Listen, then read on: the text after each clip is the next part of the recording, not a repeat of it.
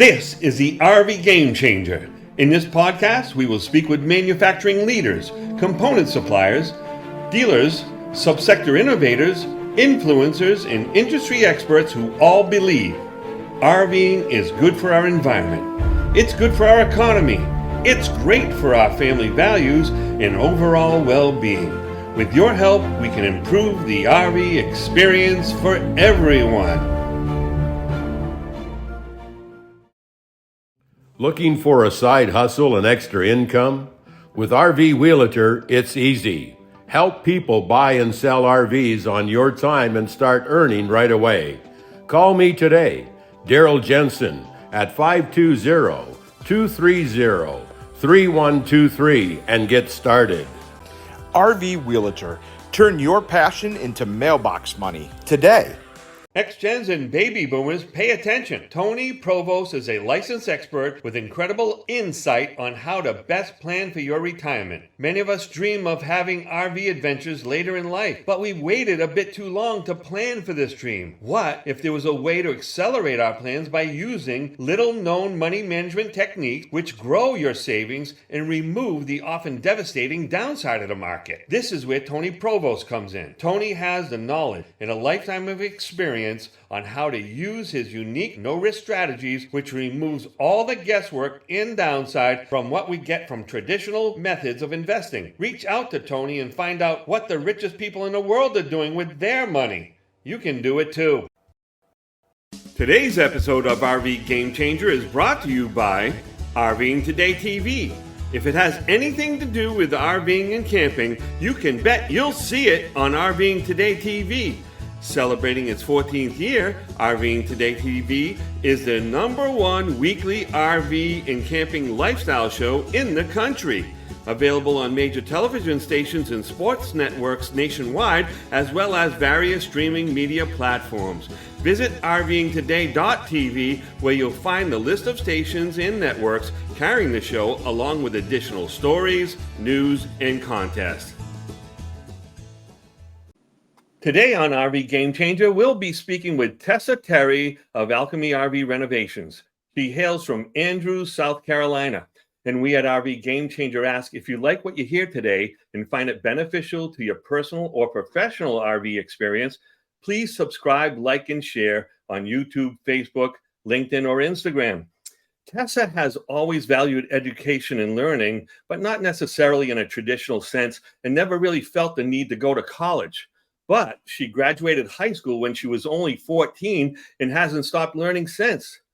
She's been making lampshades since she was a teenager and worked with many designers. And you can see her work in Paris hotels, New York City restaurants, and even Disney World. And if you've seen Disney's Haunted Mansion movie, you've seen shades that she's made. Ladies and gentlemen, allow me to introduce you to Tessa Terry. Hey, Tessa, welcome to the show. Hey, Bertie, thanks so much for having me. Oh, it's my pleasure. My pleasure. Now, this is very exciting for me. And, just that creative process. And where did your passion for artisan work and design come from? Man, I think it came from my parents, really. Started off from the very beginning. I remember being a super little kid and I would walk into bedrooms and I would just redesign them in my head. I begged my mom to wallpaper my bedroom when I was, 5, 6 years old. So my parents started the lampshade company. They had it actually a little bit before I was born. So I grew up seeing designers work. I grew up seeing them design, and it really is just like a second language to me. That's fascinating, because it is different, based on, where you come from and what you've been exposed to, that's your kind of world, right? And So your brain was automatically kind of taught to think like that. And so tell us a little bit on how your parents' business and you got associated with a Disney movie. Yeah, so it's interesting. My parents themselves made shades for Disney World years and years ago, and Disney reached out to them.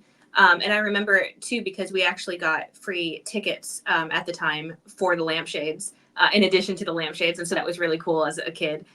But we just had our connections there. They, again, reached out for the Haunted Mansion movie. And we got to do the lampshades there. Is pretty cool because the Haunted Mansion movie, the majority of it is taking place in this living room, and most of the scenes are actually by the lampshades that I made. So it was really cool to see. But yeah, we just got lucky, and they reached out to us and made it happen.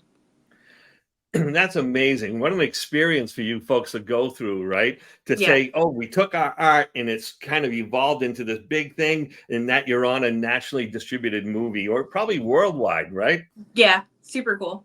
Yeah. So let's talk a little bit about how this passion and kind of background turned into a business to renovate and redesign RVs. How did that happen? Yeah, so it was a whim. I went on, I'm always on Facebook Marketplace looking around. And in 2021, I found this camper. I had no experience with campers. My grandparents had one, and I have good memories with RVs, but no personal adult experience. And I found this camper for sale. I for some reason decided to go check it out because it was a good price. And when I looked at it, I just thought, this space could give so much more. Why are they not looking like homes in here? And so I figured people were doing that, and I looked, and I really couldn't find renovations like I was envisioning. And so I took a chance, really. I bought that RV, and I worked, at the time my husband was working a full-time job, so I worked just weekends. It took me 6 months on that first RV, and it was a learning process for sure, but it came out exactly how I wanted it. I listed it for sale, and it sold with a list of people, but in 4 hours. And I knew that I had something there that I wanted to keep up. It was something I was passionate about, turning spaces into something unexpected. And I just started the business full time from there.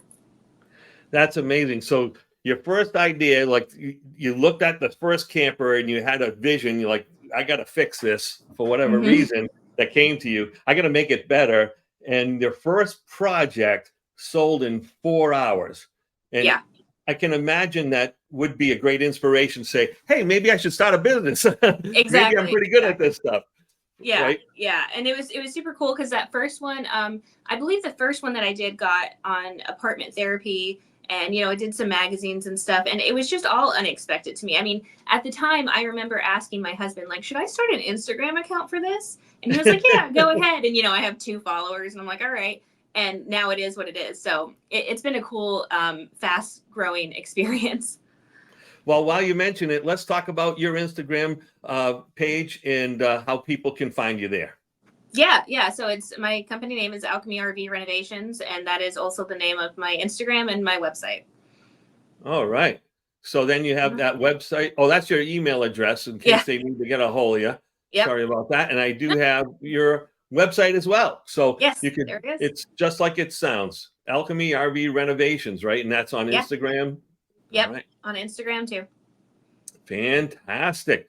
So where did that name Alchemy RV Renovations come from? Are you some sort of witch, or are you a wizard? Or that might be the next career move for me. But as of right now, The Alchemist book is one of my favorites. I have read it so many times. I can't count. So that's always been one of my favorite books. And I love the idea of turning something plain into gold, right, and making it better. And I feel like that's kind of what my goal is with every renovation. I take something that is very plain and working as is, but I want to turn it into gold. I want to improve it. And so that's the name behind the idea. That's wonderful. So it's almost like you want it to seem as though you wave the magic wand and bing, this beautiful creation comes out of it. That's right. You'll see on my Instagram, I have a lot of before and after videos where I have a paintbrush and I throw it and then I edit it after. So I love doing some. Nice. So you do play that role there. Now, if it's okay with you, let's take a look at some of those recreations. All right. Sure. And you're going to know I'm in the Crusader right now, and you can tell me a little bit of what we're doing here and what you've done. Yeah. So this one was actually the first fifth wheel that I did. And it was very, very dark, very brown. But I bought it because the layout was fabulous. It was huge. It was like you felt like you were in an open living room house.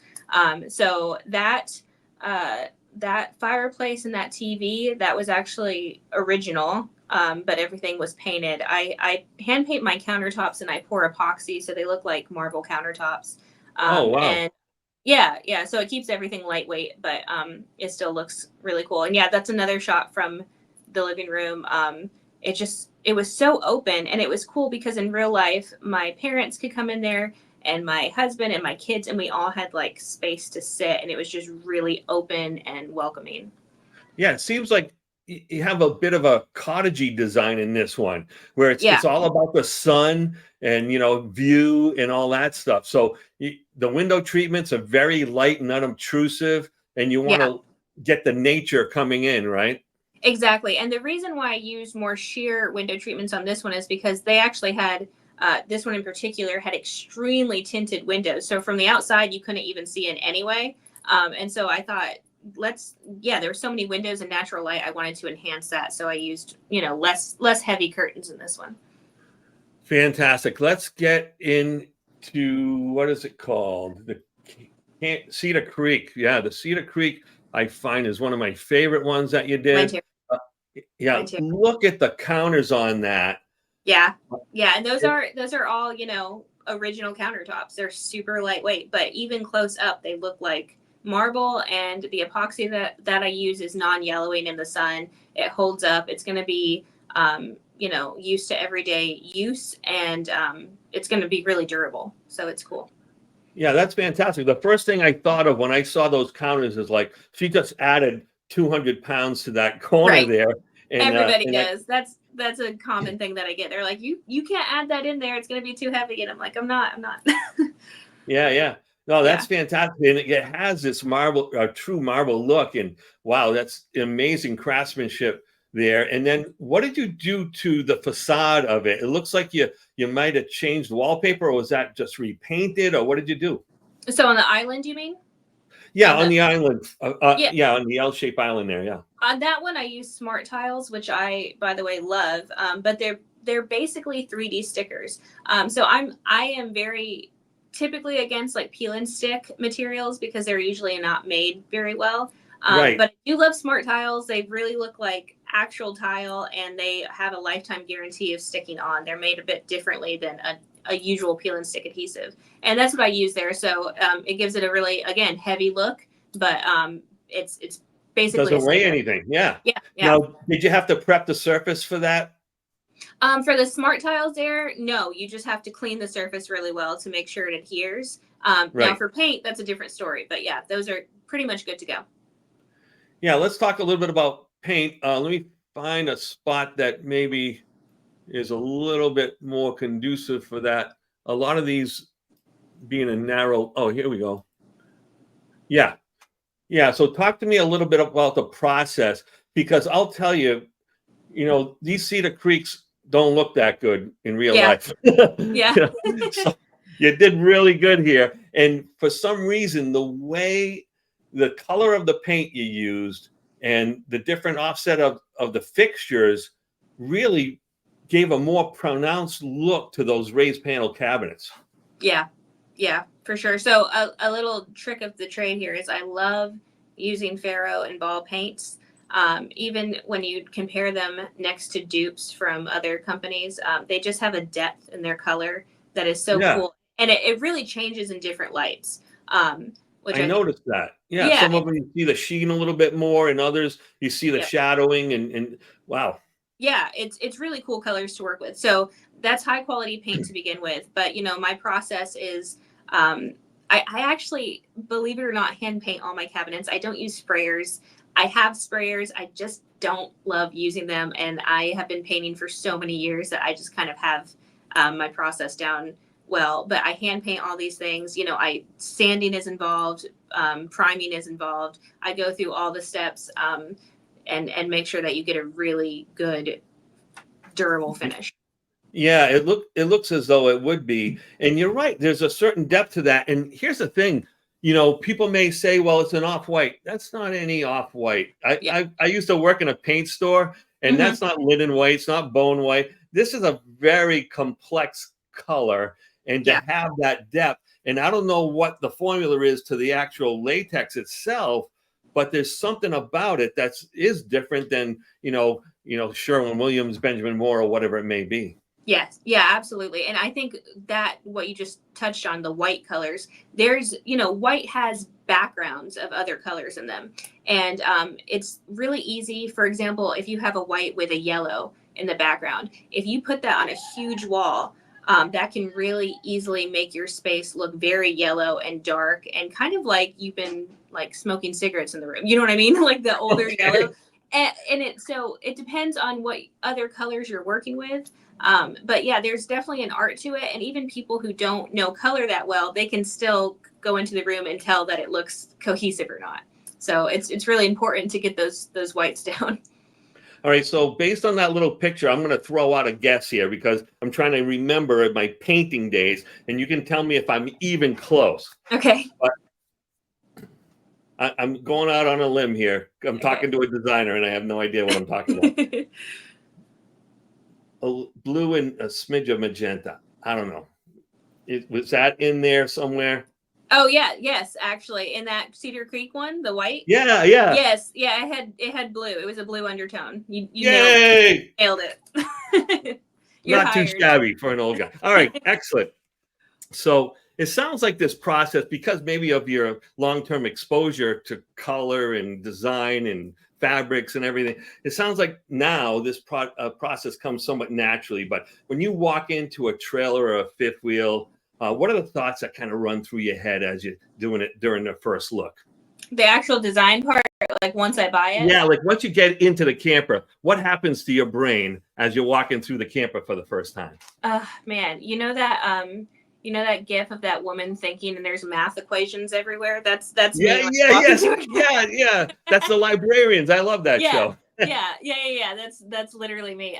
No, I start seeing what works and what doesn't. So like if the layout, if there's a dining set here and it really would best be there, you can't improve the space in any way. I look at that first, and then the actual design and color part is just very much in my head. I don't know how to explain it, but usually a space really inspires me quickly, and if it doesn't, I tend to not go with those spaces. That's why I think custom work is actually kind of harder for me, because if it's a space that I just can't really envision, that doesn't inspire me, I guess my process is a little bit different. But usually I can feel what the space needs as far as color and design, and I just keep building on it. It's not like it all happens at once. It's definitely a process, but it happens quick usually. All right, let's play around a little bit more. I have a few more pictures here, and I want people to get an idea of what kind of detail you get involved in, right? Yeah. So we were showing earlier this coffee bar, and if this was a close-up, you'd see that there's actually a painted cover to that where the coffee maker is stored and the cups and everything. Yep. It's just magnificent. So you have everything you need there. You could, do your correspondence there, but you could use it for spices. You could use it for all kinds of accessories that you need in your kitchen. It's just a really well-designed piece of cabinetry, and you made the very best of it. And talk about little things like this painting or, lithograph above that coffee island. Yeah, let me talk about a few things in that space, because there are details that I actually probably nobody knows because I haven't even posted about them. So for example, that artwork, I special ordered that for the space. I had it custom made because I wanted a very specific size. The frame itself is very lightweight. It has acrylic, not glass in front of it. And I actually screwed that one into the wall because it's very tall. And of course, you're not going to want to take down artwork while you're traveling and get a ladder and all that stuff. So Right. Yeah. So that one's good, safe to travel. The countertop there, you can't tell, but it actually pushes in. So it actually flush with the cabinets underneath, and it also comes out so you can use it as like a workspace and a table. And that's why I have that little stool there. Another thing. Hold on for a second. Yeah, Otherwise, that counter would be an obstruction for the slide out. So that's fantastic. Yeah, it comes right out. Yeah, exactly. So it definitely gives you extra space if you need it. But I mean, when I was in there, I was working from that table more than I was in the dining room, living room. I loved it. It's just such a neat little nook It's a to great sit. space, right? Yeah, it is. And then, in all my renovations, I include everything. So, like that brand new coffee maker, all the fresh coffee that I buy, literally everything comes with the renovation because I want to sell the whole experience. When you walk in, all those little details make it what it is. And so I include them in my sales. It makes sense that the smaller appliances and everything just kind of go with the flow that you've created, correct? Yeah, yeah, absolutely. Everything counts. Now, this is something that I wouldn't necessarily expect to see in an RV, um, but it just makes it so much more homey in a feel of this is someone's possession, they're not just borrowing this for a little while. Yeah, Look at that. Look yeah. at that. The Cobra handle. Now, is that a bathroom or a bedroom? What is that? That is a You know? walk-in closet in a fifth wheel. It is a huge closet. It was the biggest one I've ever seen. And yeah, that's the handle I use. I actually have that handle in my own home on my bathroom door. And that's where I fell in love with it. And I knew I was going to use it in one of my renovations, and that was the space. That makes sense. The closet, right? Yeah. To be honest, women are the ones that are going to be reaching for that closet, and that's something to make it feel special as you're opening up your closet, Yeah. and then it's kind of a sense of pride and dignity in saying, "I wonder what I'm going to wear today." Yeah, exactly. Yeah. Exactly.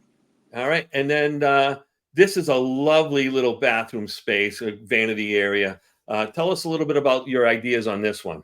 Yeah, I love this bathroom. I think it's my favorite bathroom that I've ever done. So yeah, the off-centered sink was very intentional. I'll tell you, I get about 85% of people saying like, "Oh, I love how it's off-centered because it gives you countertop space." I have Yeah. another little percentage of people being like, "I hate it because my OCD can't handle it." The reason that is off-center is so that cabinet to the left, Yep. it couldn't open if you had a big sink, in the middle. So you have all that extra storage space. Oh, wow. And I then didn't even notice that. So you can tuck away like your hair dryer, your mouthwash exactly. stuff in there. Yeah. Yeah, yeah. And really, the original plan for this bathroom, there was no countertop space at all. You couldn't barely put a toothbrush on it. And now you actually have room to put, whatever you're doing down on the countertop. Underneath, there's another picture where you can see it, but not in this one. But actually, underneath that little lip of the countertop, I have the toilet paper roll. Right So, there. yeah, there it is. Look at I that. love Man, that. you're prepared. Yeah. So here's the Yeah, thing, right? Is that in 95% of the RVs, they don't even install a toilet paper holder. Never right. mind something so beautiful as that.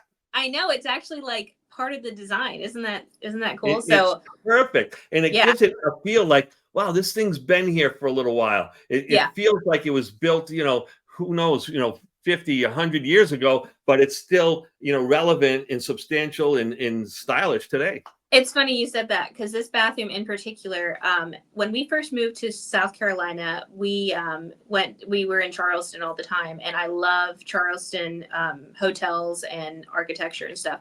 And there was this one place in particular that they had a bathroom in this like fancy hotel, and it had all the really bright brass gold fixtures, and it looked like that. That's actually what inspired that bathroom in particular. So very historic old designs mixing with, modern and practicality.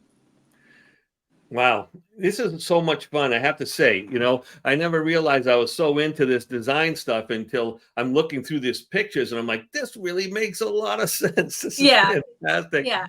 It does make you look at spaces completely differently because they exist, the square footage is just a number and you can make Right. it look like whatever you want. This is so exciting. And I think some of the manufacturers that maybe take a look at this podcast may be saying, what the heck are we doing wrong? Yeah. Like, yeah. Exactly. All right. So here's another shot of the bedroom of that same coach. Yep. And the bedroom has a little bit of a different feel, right? Yeah.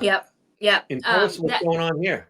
That bedroom, that wallpaper was very expensive wallpaper. And typically I use traditional paper. I don't do peel and stick too much.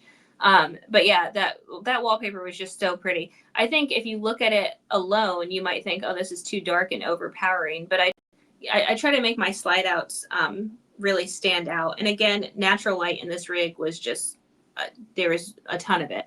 And then also, if you see that little arch cabinet, Yeah. yeah, so you can't really tell from here, but if you look inside, it goes all the way, it's deep, and it goes all the way down to the floor. That's actually a hamper, a built-in hamper. Wow, that's Inside of it. fantastic. Yeah, It's really cool. The gallery wall light over that art, again, that's custom art. I use industrial strength magnets on that art so that way it holds up during travel. The light is so cool. I'm really big on ambient lighting, so I like, if you're in there at night and you're reading a book and you don't want all the bright lights on, you have lots of options. But yeah, Oh, just that lots is of a unique detail. option to a reading light for sure. Yeah. And you have a gloss ceiling inside that slide out. Tell me how you did that, because that looks like it's paneled almost.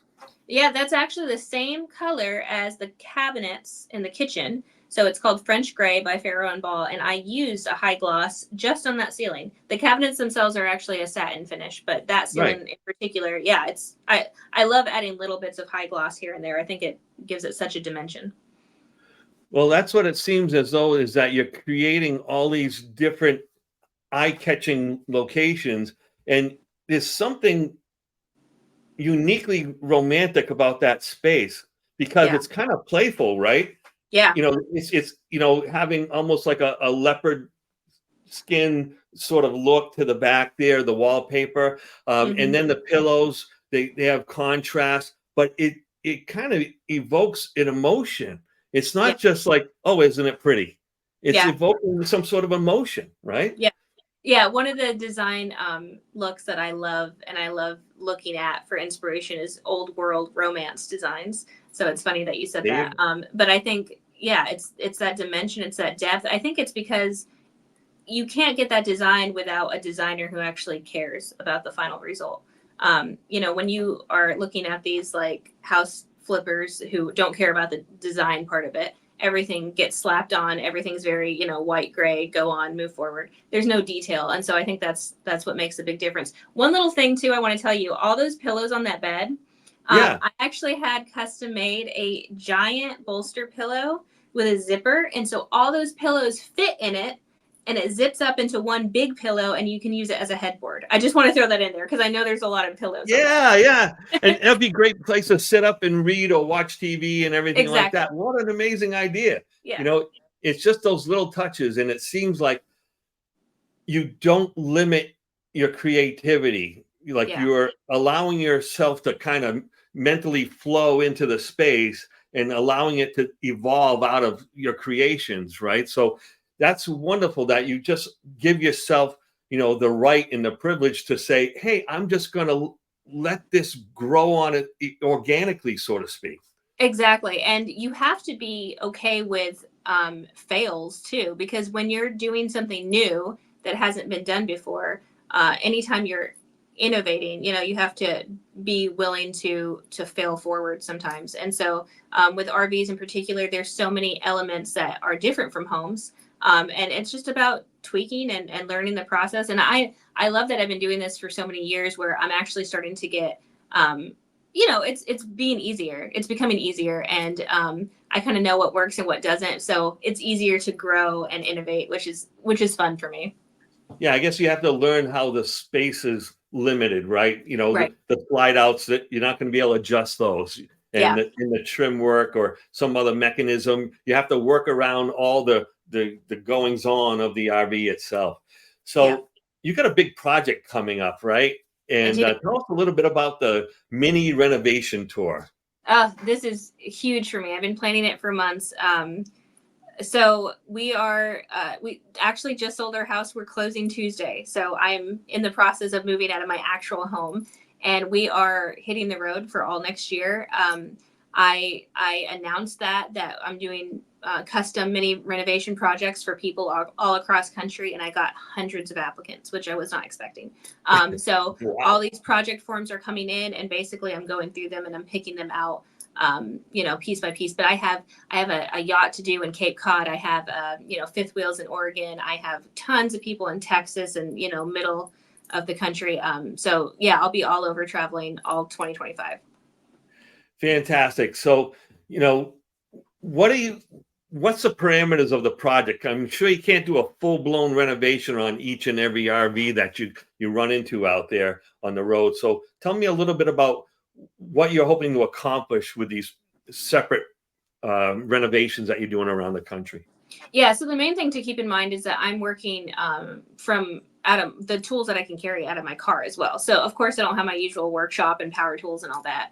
Although that would be interesting. But anyway, my goal with the renovations is to make a really big impact visually without any major construction. So I'm not ripping out cabinets, or typically like with flooring, I'm saying I'm not doing new floors except for like little smaller projects.